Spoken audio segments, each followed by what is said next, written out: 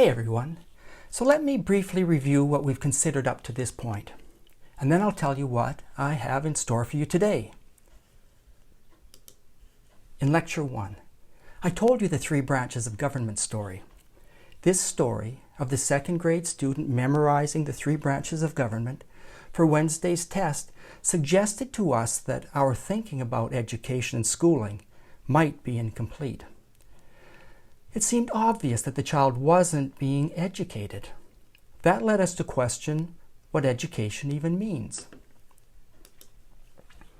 It was at that point that we tried to get a clearer and more precise definition of what education means by consulting the dictionary. But that didn't seem to help all that much. After consulting the dictionary, we listened to the analysis of analytic philosopher Dr. Barrow. After considering what he had to say, we arrived at what seemed to be a more adequate definition of education. At least for the time being, we left with the definition that education had to do with the development of a depth and breadth of understanding. With that definition in hand, we considered the idea of narratives, or stories. The reason for this was to emphasize the point that the way we interpret our lives is through stories, and schooling is no exception. Schooling practices are based on narratives that tell us how to teach, how to learn, how to interact with each other in school, etc. But we're reminded these are stories. And if the story or the narrative is incomplete, we might be doing our students a disservice. The child's teacher was operating on an incomplete narrative when she was having the second grader memorize the three branches of government, if she thought she was educating the child. I'll often use the term narratives when I talk about education and schooling. I wanted you to get a good sense of what I meant when I used that term. And I want you to understand that much of what we do in schools is really based on stories. For example, someone made up the idea of using grades. Before long, we have all sorts of stories that we hear that tell us how important grades are. The way we think about education is largely based on the narratives or the stories that we hear. So that's the point behind narratives. The next big idea was the idea of the importance of understanding context. Things have meaning because of the context in which they're situated. In Lecture 2, we hopefully solidified the idea that context confers meaning. I tried to make the point of how context confers meaning with my Bill and Mrs. Jones story. Understanding that context confers meaning will open up a way of approaching our analysis of education and schooling.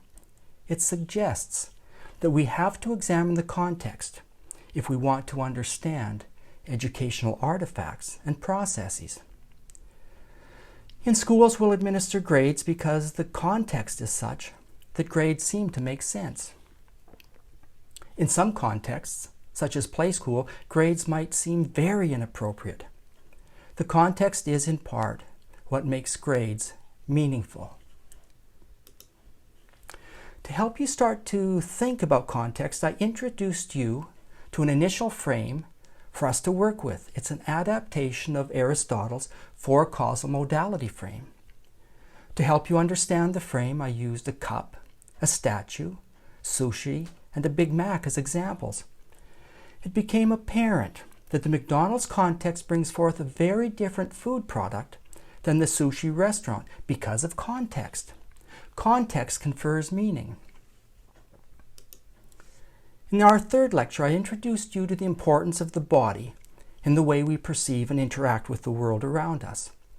The way we experience the world around us with our bodies is another big idea that will become very important when we start to understand schooling. I also introduced you to two distinct narratives that will also become important when we dig into the nitty-gritty of the foundations of education. These two narratives, the lived view and the spectator view, are in part responsible for two very different narratives about education and schooling. It may not quite be evident yet just how important these two narratives are, but we will need to recognize these two narratives in our future analyses, so it will make a lot of sense soon.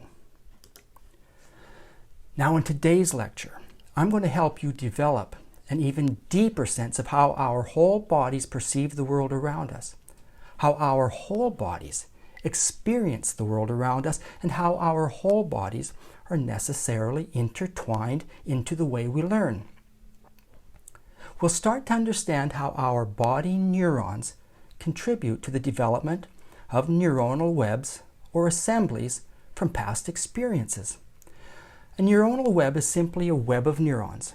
Neurons are the cells in our bodies and brain that receive and send sensory signals through our body. So a neuronal cell assembly is simply an assembly of cells. We will begin to learn how these cell assemblies, or these webs or neuronal cell assemblies, connect with each other in such a way that when we do perceive something, we actually reactivate those neuronal cell assemblies so that we, in essence, are always re-experiencing what we experienced in the past. That idea of re-experiencing that which we already experienced will become evident as we learn about grasping neurons. By the time we finish this lecture, you'll realize just how important bodily experiences are in the development of understanding. Once you begin to understand the ideas in this lecture, you will be very well positioned to start to interpret and evaluate many educational and school practices. We will be in a great position to talk about understanding and to also begin to dig deeper into the foundations of education and schooling. I hope you enjoy the lecture.